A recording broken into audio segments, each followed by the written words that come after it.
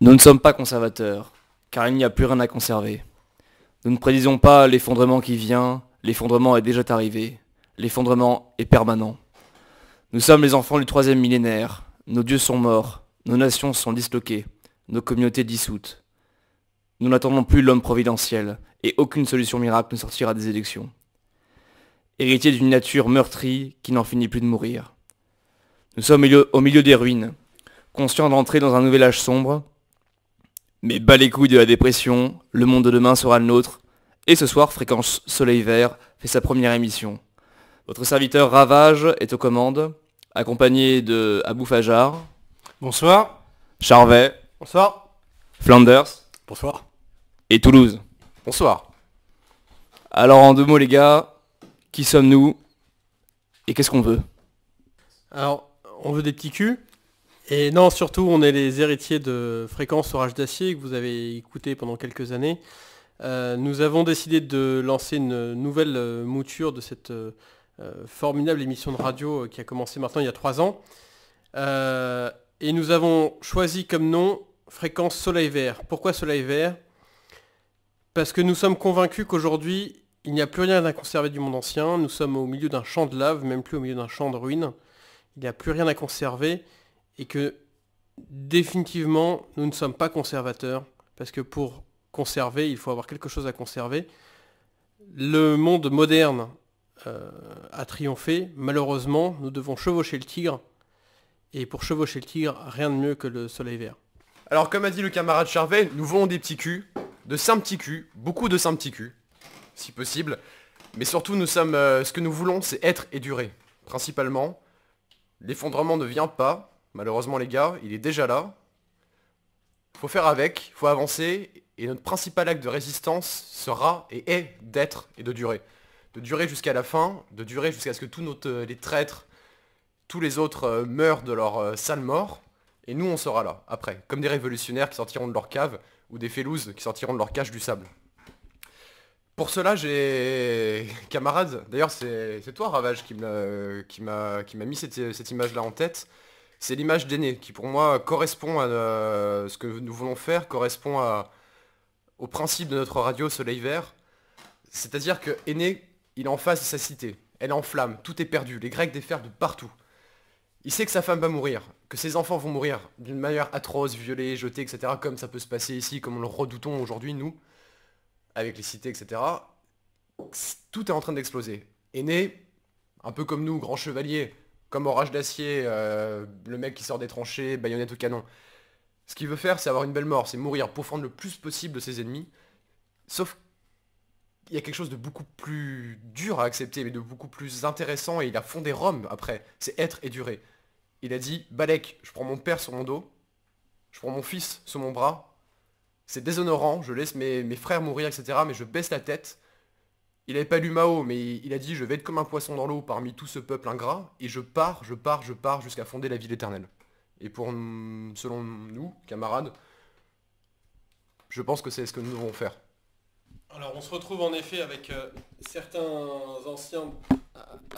anciens de la radio Orage d'Acier, donc Charvet, votre serviteur qui a déjà fait quelques émissions, le camarade Abou Fajar qui a fait aussi quelques émissions sous d'autres drapeaux par le passé. Donc nous continuons à garder le flambeau, mais nous prenons de nouvelles directions parce que l'avènement de l'ère Macron, après l'avènement de l'ère Sarkozy, de l'ère Hollande, montre que nous sommes définitivement passés dans une autre époque et qu'il serait vain de rester dans les vieux schémas.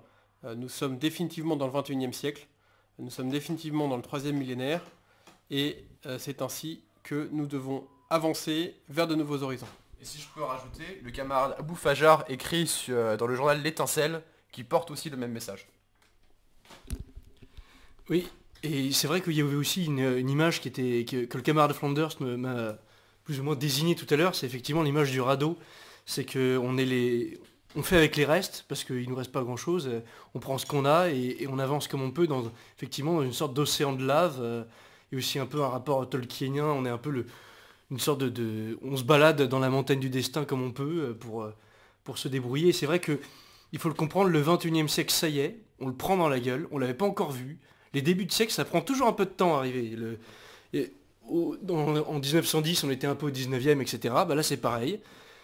Ça a mis un peu de temps et ça l'est, on est dedans. Et Soleil Vert, c'est très intéressant comme nom et comme le film, l'image qu'il y a derrière, parce que ça fait partie de ces prévisions qui risquent plus ou moins de toucher à la réalité. On a effectivement d'autres livres qui nous intéressent, Fahrenheit, 1984, Le meilleur des mondes, etc. Toute cette littérature de la prévision, en fait, c'est quelque chose qu'on voit qui, tous les jours, commence à devenir une réalité très triste, sous tous les domaines, qu'ils soient économiques, sociétaux, politiques, etc. On approche même peut-être de la fin du politique. On a quand même eu l'essai avec la Belgique qui s'est retrouvée quelques années pendant sans gouvernement, donc peut-être qu'on arrive peut-être à un début de la fin de la politique. Donc c'est vrai qu'on est assez catastrophé de cette fin du monde et qu'on est là, non pas pour travailler à continuer ce vieux monde, mais à essayer de construire celui de demain et qu'on a déjà compris que c'était fini et on est là pour faire naître, pour faire accoucher. Oui, pour le faire simple, en fait, quand on vous dit qu'il n'y a plus rien à conserver, il faut avoir bien cette image en tête que on va dire que la Révolution française a pu tuer la religion, a pu tuer le rapport à Dieu. Le 19e siècle a arraché en fait notre peuple à ses terroirs, à ses enracinements.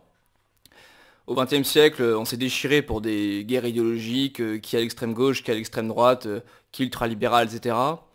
Bah, ces trois idéologies, il en reste plus qu'une seule, c'est l'ultralibéralisme, et c'est bien lui notre ennemi. Et aujourd'hui, l'ultralibéralisme, il est en train de s'attaquer au dernier noyau qui nous reste. Il nous restait encore un peu la famille au XXe siècle, mais à coup d'IVG, maintenant de PMA, de cheveux bleus et de gender fluide avec 40 000 sexes, il nous reste plus grand chose, et en fait, la dernière frontière qui nous reste, la dernière chose qui pourrait à la rigueur être conservée s'il faut le faire, bah en fait c'est nous. Nous sommes la dernière frontière et la dernière chose à conserver, c'est nous-mêmes. Ah, écoute Ravage, pas mieux dire que... Enfin je suis pas d'accord, ouais, la Révolution française s'en bat les couilles, etc. Mais c'est vrai qu'on a été suffisamment meurtri de notre passé par tous ces coups subis, etc. Maintenant prenons-en acte. Et comme tu viens de le dire très justement, et il n'y a pas d'autre chose à ajouter, la seule frontière qui nous reste c'est nous-mêmes, et soyons nous-mêmes, avançons et perdurons. Et soyons là, il n'y a pas de grand soir, il n'y a que des petits matins, donc faisons tous les petits matins et soyons là quotidiennement, jour après jour, et vaille que vaille, jusqu'à tous les tuer. Bah, c'est intéressant ce que tu dis Toulouse, sur qu'il faut pas attendre le grand soir et qu'il faut tous les jours faire les petits matins. Ce qu'on veut dire, c'est comme il ne reste plus rien à conserver, qu'il n'y reste plus rien qui va nous pousser, tout viendra de nous. Il ne faut pas attendre qu'il y ait une solution miracle, que ce soit une élection, que ce soit un homme providentiel, un événement, un grand soulèvement hypothétique. On l'a vu encore il n'y a pas longtemps avec les Gilets jaunes, c'est quand même bien plus compliqué que ça. Le monde de demain, il commence avec nous, il commence avec ceux qui sont autour de nous. Et si vous n'avez personne autour de vous, eh ben, il faut vous recréer votre communauté. Ça peut être votre voisin, ça peut être votre famille, ça peut être des copains avec qui vous avez une acquaintance politique, un sport, n'importe quoi, une culture en commun, une religion peut-être. Recréez votre monde. Après on en reparlera, vous le verrez avec diverses émissions. Recréez vos métiers, recréez vos vies, recréez vos familles. Réenracinez-vous. Et c'est comme ça que le monde de demain pourra nous ressembler. Il faut qu'on retravaille effectivement sur nous-mêmes, puisque la première chose à faire, c'est être fidèle envers nous-mêmes. Notre honneur désormais s'appelle fidélité, mais pas envers beaucoup de choses. Envers nous-mêmes, effectivement, puisqu'il faut se reprendre en main, il faut travailler par soi-même, effectivement, puisque nous sommes seuls, l'individualisme a gagné. La première chose à faire, c'est de travailler sur soi-même pour gagner sur soi-même, et ensuite faire la communauté sur la base de gens sûrs, de gens comme nous, des gens qui ont, comme nous, travaillé sur eux-mêmes pour avoir la victoire sur eux-mêmes avant de vouloir vaincre le monde. Pour ça, nous sommes équipés. Comme l'a dit Charvet, effectivement, nous bénéficions d'un héritage, puisque nous héritons d'un travail militant, notamment avec Orage d'Acier.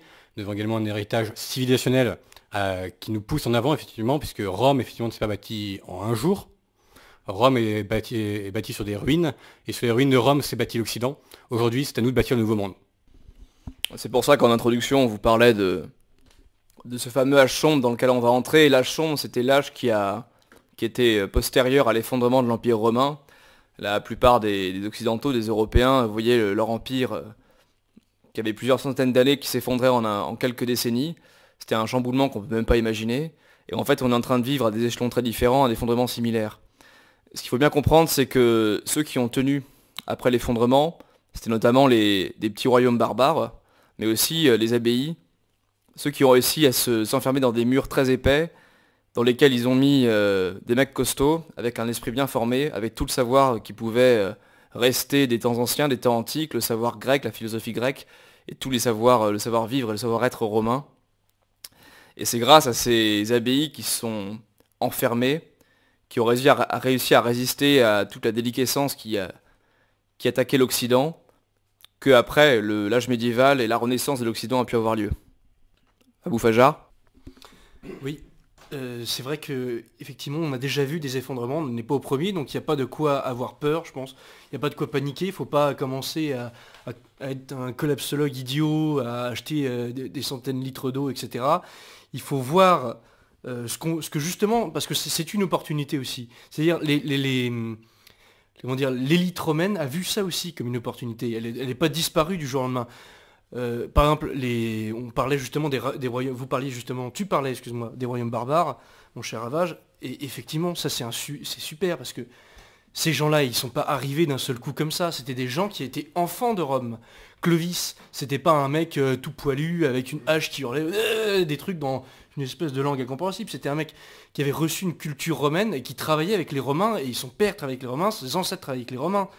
Et d'ailleurs, même les généraux romains, les sénateurs romains, on les a retrouvés dans le début de l'Empire ou des royaumes francs. Donc, Lutèce, par exemple, les évêques, on parlait de religion, les évêques, les papes, les évêques, d'ailleurs eux-mêmes étaient, les évêques francs ou gallo-romains, plutôt gallo-romains, étaient eux-mêmes issus d'un effondrement, l'effondrement de la civilisation celte par rapport à la civilisation romaine, parce que la plupart d'entre eux, ce sont d'anciens druides qui se sont adaptés à Rome. Donc il y a toujours eu des effondrements, c'est cyclique. La fin du Moyen-Âge est aussi une forme d'effondrement qui s'est passé certes très doucement. La Renaissance est une sorte de continuité qui s'est fait beaucoup moins violemment, mais il y a effectivement des chutes, et ces chutes, il faut les prendre comme des opportunités. Il faut être les meilleurs dans tout ce qu'on fait pour pouvoir être demain les constructeurs du monde. C'est-à-dire que il faut être le sénateur romain qui deviendra le duxé franc. C'est ça qu'il faut être. Tout à fait d'accord avec toi, Boufajar. Simplement pour peut-être préciser, selon moi, que exactement, il n'y a pas eu d'effondrement. Enfin, il y a eu un effondrement, mais nous avons survécu à l'effondrement parce que des communautés, comme tu disais, Ravage, préexistaient, ont survécu dans leurs murs plus ou moins forts, mais en tout cas ont survécu, étaient déjà enracinés. Autonomie et enracinement. Ce qui leur a permis de survivre. Aujourd'hui, on n'en est plus là, je pense. Aujourd'hui, le problème, c'est... Comme je crois que c'est toi qui disais ça, Boufajar, au début, on est à la fin de la politique, mais on est aussi à la fin de l'homme. Le problème aujourd'hui, c'est qu'on vient pas avec des haches nous déloger, nous déraciner, violer nos femmes, etc. Non, ça c'est de la mythologie droitarde, etc. Enfin, dépassé. Aujourd'hui, on nous esclavagise. Enfin, nous sommes même pas esclaves, nous sommes aliénés. C'est-à-dire que nous acceptons notre propre esclavage à coup de barreaux dorés, à coup de bouffe remplie dans le frigo, à coup de porno, à coup de sexe. C'est ça qui est très dur. C'est ça qui, comme tu disais, Flanders, il faut soi-même, déjà, premièrement, s'arracher à tout ça, devenir résistant soi-même, sauf que soi-même, on fait pas grand-chose. Il faut s'enraciner dans nos communautés, donc trouver des camarades autour de vous.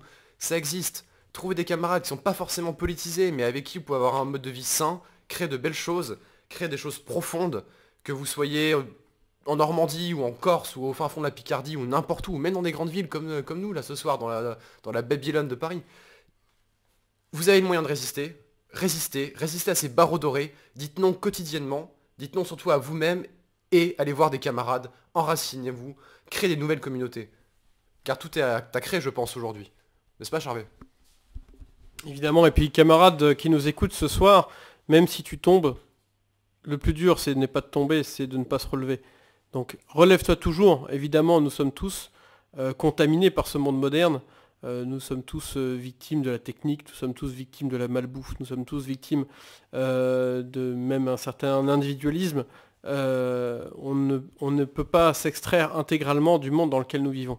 Donc ne rougis pas de ta faiblesse, n'aie pas honte de ce que tu es, par contre tends à t'améliorer, tends à te perfectionner, reconnais tes faiblesses pour mieux les domestiquer. On ne peut vivre libre que en se battant contre soi-même au jour le jour, quotidiennement. Et chuter n'est pas grave. Ce qui est grave, c'est de ne pas se relever. Retiens bien ce message, camarade qui nous écoute ce soir. Nous espérons que cette formule te convient. N'hésite pas à nous laisser quelques commentaires et quelques avis. N'hésite pas à prendre contact avec nous, puisque l'objectif de cette radio, c'est avant tout d'être un fil conducteur, d'être un moyen de communication pour tous ceux qui cherchent à se battre et tous ceux qui cherchent à construire le monde de demain. Alors vous allez voir, chers auditeurs, au fur et à mesure des mois, des semaines qui vont s'écouler, on va vous proposer plusieurs types d'émissions qui vont un peu aller dans ce sens-là. On va aller interviewer des mecs qui ont créé leur boîte, des mecs qui ont un peu créé leur monde, qui ont créé leur communauté. On va aller s'interroger sur toutes les questions qu'on peut se poser par rapport au modernisme, comment l'appréhender, comment, comme tu disais, Charvet au début, chevaucher le tigre, comment dresser cette modernité pour, quand on le peut, la mettre à notre profit. On va proposer tout un cheptel d'émissions qui vont être dans ce sens-là, qui vont vous donner des outils, des supports sur lesquels vous pourrez, avec lesquels vous pourrez vous nourrir et nourrir votre réflexion. Charvet. Surtout, soyez vous-même. L'objectif, nous devons nous décharger, nous arracher les oripeaux et que nos adversaires nous attribuent, et surtout, parfois, les mythes que nous conservons par-devers nous. Ce qui importe aujourd'hui, c'est d'être soi-même. Il ne s'agit pas de faire par mimétisme ce que le modèle que le camarade est à côté de nous. Il s'agit de faire une véritable introspection en soi, de se connaître soi-même pour réellement découvrir ses talents et les exploiter au maximum. Nous ne voulons pas des armées de soldats tous identiques, pareils, ayant forcément lu les mêmes livres et pensant les mêmes choses. Nous voulons des hommes libres. Des hommes libres, c'est des hommes qui pensent parfois différemment, peut-être même parfois de manière opposée. Nous ne sommes pas hostiles au débat, bien au contraire.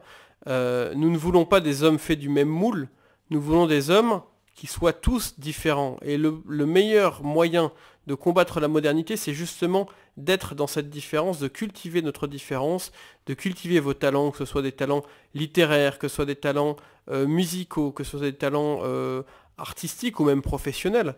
Un bon forgeron peut faire 1000 fois plus de bien que je ne sais pas, quelqu'un qui colle des affiches. En soi, c'est pas évident de coller des affiches, mais commencez par vivre correctement dans votre vie, avoir une unité de vie.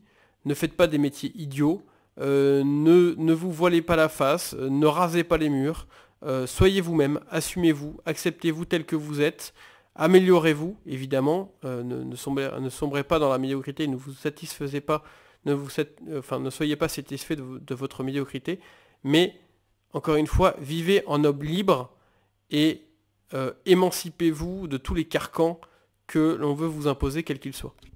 Et surtout, camarades, vivre en homme libre signifie vivre entre nous, vivre aussi pour nous. Et c'est pour ça que nous ne sommes pas des intellos, nous, ce soir. Même parfois loin de là, même si on inspire parfois. Donc, ouais, bon, un cas spécial, on va dire. Bref, mais n'hésitez pas, en tout cas, n'hésitez vraiment surtout pas à vous manifester.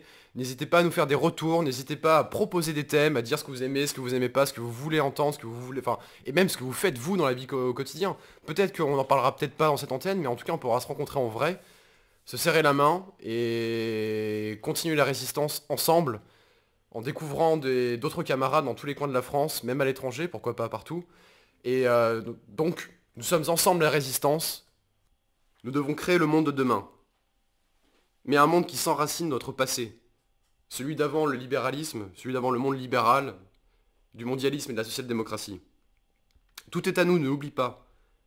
Mais nous avons malheureusement tout à réapprendre. Le libéralisme a coupé les canaux de transmission.